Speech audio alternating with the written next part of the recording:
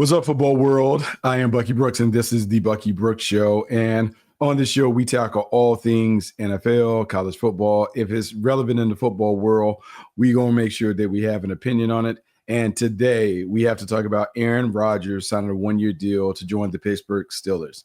Finally, we get some closure on the Aaron Rodgers situation. Aaron Rodgers is, 20-plus years in the game. He now makes his way to the Pittsburgh Steelers after spending the last 2 years with the New York Jets after an 18-year career with the Green Bay Packers. And giving him all of his flowers. This is a four-time MVP, someone who is destined to be a gold jacket wearer. He'll probably be a first ballot Hall of Famer, given all of the wonderful things that he's accomplished throughout his career. But this, to me, is a very, very risky move for the Pittsburgh Steelers. And it's not just the traditional risk that are associated with taking a 41-year-old quarterback. When you take on Aaron Rodgers, you take on so much more than just an older quarterback. You take on a personality. You take on someone who is bigger than life when it comes to in the locker room.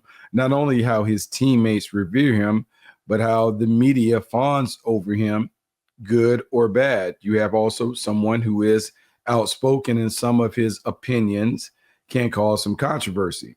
And for an organization that has been pretty buttoned up for most of its existence, has tried to kind of steer clear of, I would say, a lot of the drama, when now they're just stepping into a very drama-filled existence with Aaron Rodgers coming on board. And I say that fully aware of what the Pittsburgh Steelers had to deal with when the Killer Bees were there, when it was Ben Roethlisberger, Le'Veon Bell, and Antonio Right. But even with the Killer Bees and all of the stuff that they brought, it pales in comparison to what is on the horizon with Aaron Rodgers potentially playing his swan song in Pittsburgh. So there's a lot to deal with. There's a lot to unpack. And Mike Tomlin certainly had to understand what he was getting involved with when he took on this quarterback. So what I want to do is I want to break down Aaron Rodgers, what he was when I studied tape, because last night I took some time to look at the tape and look at how he performed last year with the Jets. I want to talk about the fit in Pittsburgh, offensive coordinator Arthur Smith, the offense that he wants to run, how they are committed to being a run-first team. And then maybe the most important part, how can Mike Tomlin manage an older quarterback, a quarterback who's very set in his ways? Does that create any friction at all that ultimately causes the Pittsburgh Steelers to have to deal with unnecessary distractions and potentially keeps them out the postseason? But let's talk about Aaron Rodgers first. And Aaron Rodgers, look, I'm going to give him a lot of credit from bouncing back from an Achilles tendon tear. Rupture is not something that you easily bounce back from. And at his age, when he stepped onto the field last year at 40, the mobility was already waning. Well, now the mobility is essentially shot because the Achilles tendon surgery, the rupture, has taken away all of the mobility that used to be a big part of his game, even as he was an older quarterback. So now you're having a guy that is a traditional drop back passer sit and throw from the grassy knoll and see if he has enough arm talent to continue to be able to do that. The arm is certainly strong enough, but the arm isn't what it was when he was younger. So he doesn't necessarily operate as the deep ball specialist, the guy who is hunting big plays. He is more of a connect the dot type player right now. Now, and I'm not besmirching him or saying that he can't play at a high level, but I think it's really important to understand the type of quarterback that you're bringing into the building, what the routes he is going to prefer are likely going to look like, and how do you work around his deficiencies to build a complete offense that really threatens the defense at every level in every way. Coming off of a 24 campaign where Aaron Rodgers had 3,897 pass yards, he had 28 touchdowns, 11 interceptions, and leading an offense that was 24th in scoring and ultimately finished near the bottom with a 5-12 overall record. Whenever you have that kind of production associated with your performance, it's hard to get people to clamor over your services, especially when you are a 40-plus-year-old quarterback.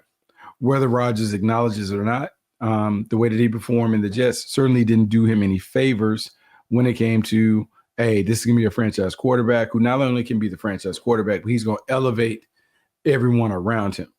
Can't confidently say that Aaron Rodgers is that because we haven't seen him elevate anybody throughout his time in the league as a player. Like we've seen him have great connections, do things that lead them to put up solid numbers. But I can't say that we've seen him elevate and take someone else to another level just on his own accord. Normally, when it was in Green Bay, it was Aaron Rodgers, obviously given the wisdom and the nuggets on occasion. But, man, it was a coaching staff that was very all in on making sure that the young guys develop. Pre-practice, post-practice, film room. Mike McCarthy did a great job early of making sure that the young guys were coached and developed to make the game very, very easy for Aaron Rodgers.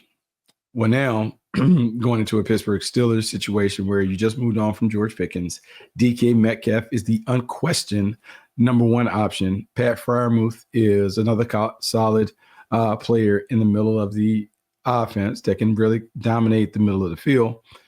And, and then you have Roman Wilson and some other guys that are vying for playing time to kind of get into the mix. When I think about what the Steelers have and how they're probably going to have to operate, I can't imagine this being a big play offense that is really hunting the big play, the explosive play, the deep ball, the shots over and over and over again.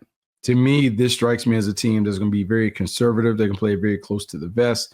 They're going to see if they can put a premium on controlling the ball and the clock and forcing you to play in an ugly game that ultimately is decided in the fourth quarter. To do that, the Pittsburgh Steelers have made it a point to make sure that everyone in the building understands that this team is a run-first team. Despite all of the fanfare regarding the weapons on the perimeter with the Steelers, this is a team that has always operated at its best when the running game is leading the charge and the quarterback and the playmakers find their rhythm when necessary to allow the offense to fully flourish and thrive in the offseason.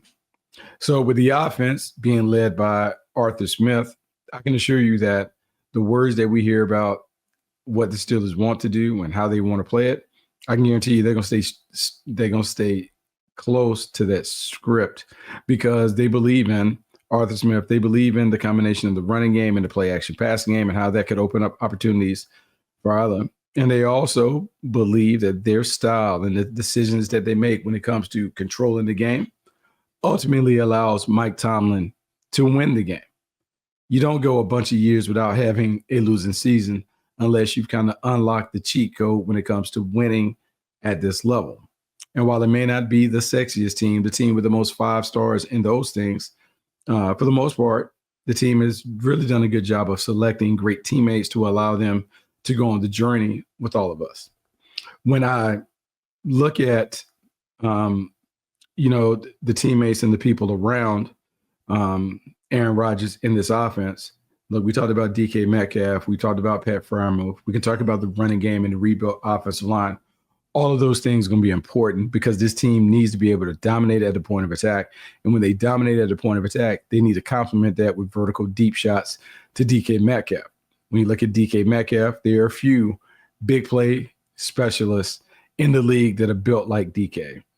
6'3", 6'4", 225 pounds, fast as his wind, but has really become a very, very explosive and solid player in his role.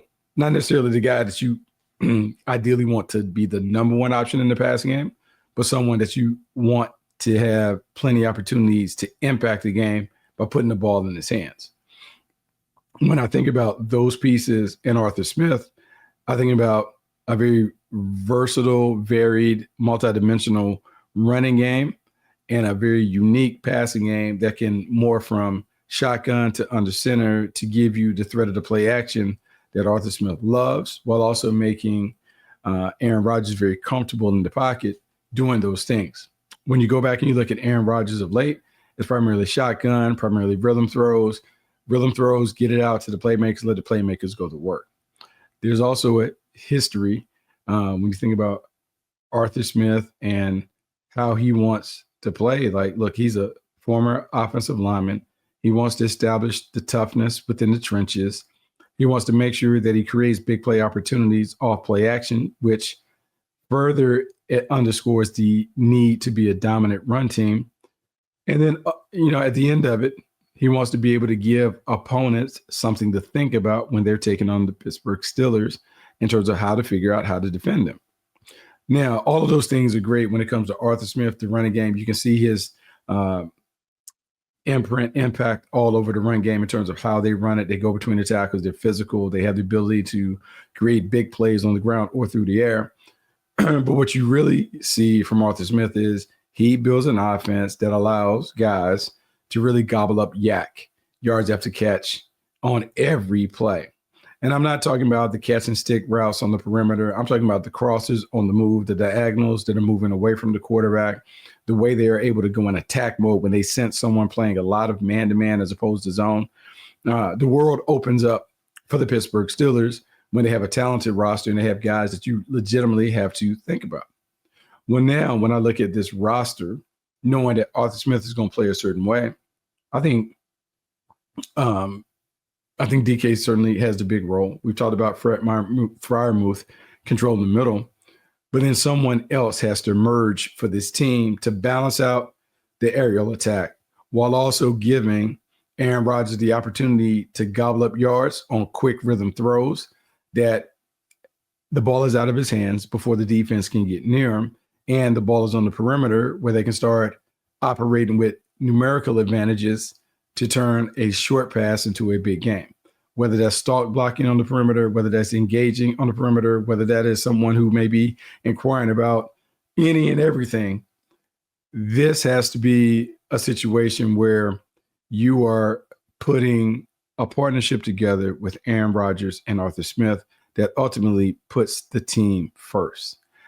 In their conversations, I'm sure it came up about team first mentality, understanding the standard is the standard, the connection and the communication that's necessary between head coach and quarterback and how they have to be on the same page. All of that stuff was important and all of that stuff matters. I think when you have Mike Tomlin there to kind of serve as a buffer or an overseer over Arthur Smith, you can kind of squash some of the conversations before they get all the way up to the top. Arthur Smith, who's a former head coach, has dealt with this situation in some capacity. He probably has great insight and real thoughts on it. He also understands in terms of dealing with a quarterback and potentially rebuilding one. He's done that. He did it with Ryan Tannehill.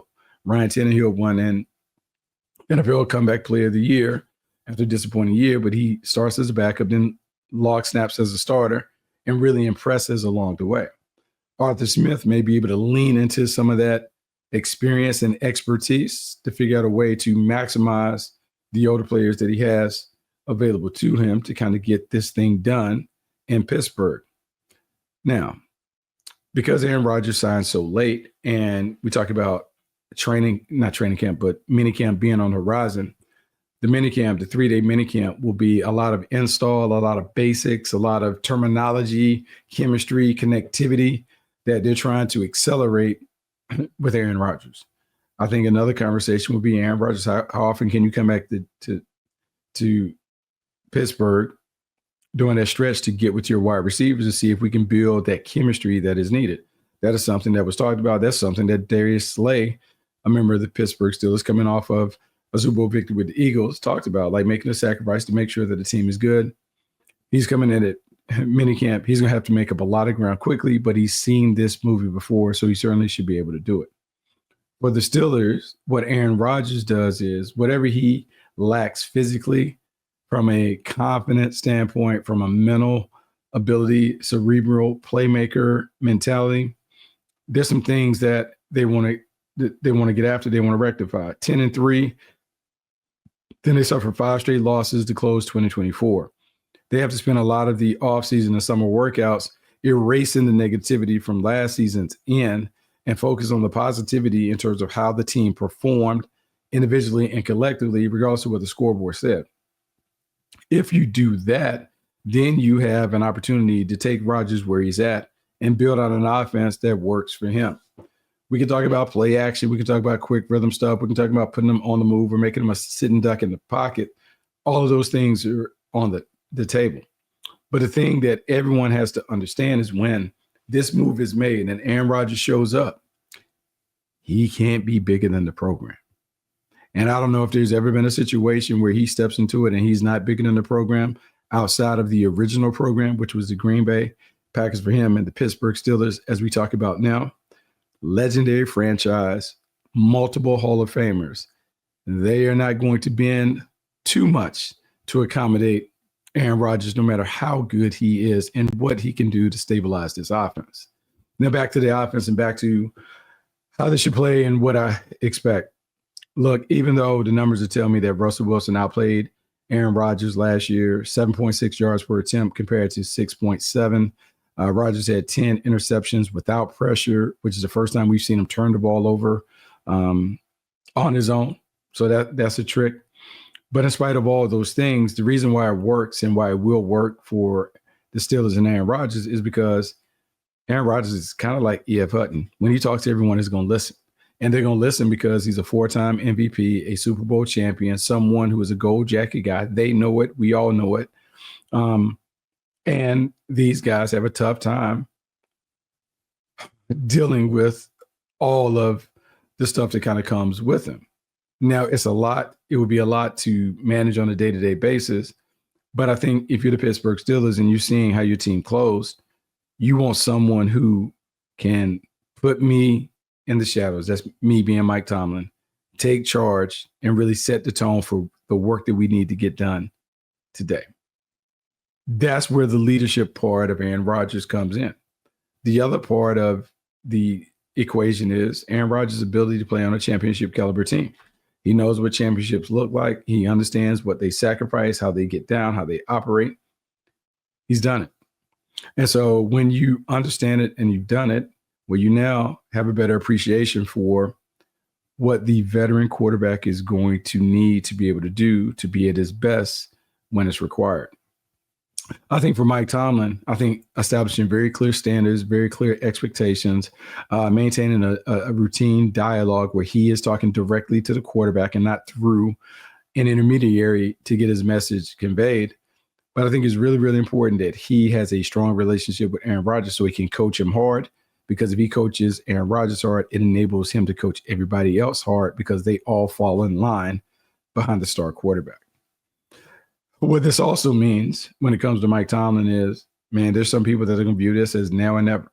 Like there are some people who are not raving about his individual success, are not completely convinced that, look, they know him as an elite player that is going to kind of knock off the rust and come back. But what everyone knows is that if you can get some of the know-how with adequate play, that can take your team from good to great in a hurry. And the one thing that we do know with Aaron Rodgers, he has that capacity, he has the knowledge, he has the expertise, but is he willing to share it with the teammate? That will be the thing that we have to see because, look, Mason Rudolph and him may kick it off and may have similar ideologies and views and stuff on the world. Maybe not. But it goes beyond Aaron Rodgers just performing. He not only needs to prepare, but he needs to prepare the next guy for how to prepare for these moments. And if he does those things, and if he just plays and operates like a high-end game manager, Aaron Rodgers is going to give the Pittsburgh Steelers plenty of bang for the buck. However, in giving him plenty of bang for the buck, you have to make sure that this is 100% authentic to Arthur Smith and Mike Tomlin when it comes to their offense. If they lean too far to Aaron Rodgers in a pass-first attack, we'll see the first losing season for Mike Tomlin in Pittsburgh. This is one where he has to manage the QB1 to give his team and him the best opportunity to shake the monkey that's been on their back for years. That means that both guys have to approach this with humility. They have to approach it with curiosity. And more importantly, they got to approach it with the level of respect that is needed to allow the coach and the player to be at their best. So there you have it. Those are some thoughts on Aaron Rodgers joining the Pittsburgh Steelers. Look, man, it's going to be must-see TV. It's going to be a lot of conversation about it. But we'll have to see if Aaron Rodgers can humble himself enough, can display enough humility to be a part of the team as opposed to trying to be the entire team. How he does that, how he shows up in those moments will determine if we talk about the Pittsburgh Steelers finding their way into the postseason. Until the next time, I'm Bucky Brooks. This was the Bucky Brooks Show. Make sure you tune in to all the cool stuff that we have at Bleav. Make sure you rate, review, subscribe to the podcast. Stay up on it so we can continue to have these great conversations. Next week, we'll be back, hopefully Monday, to talk about all of the things that took place over the weekend. Until then, I'll see you soon.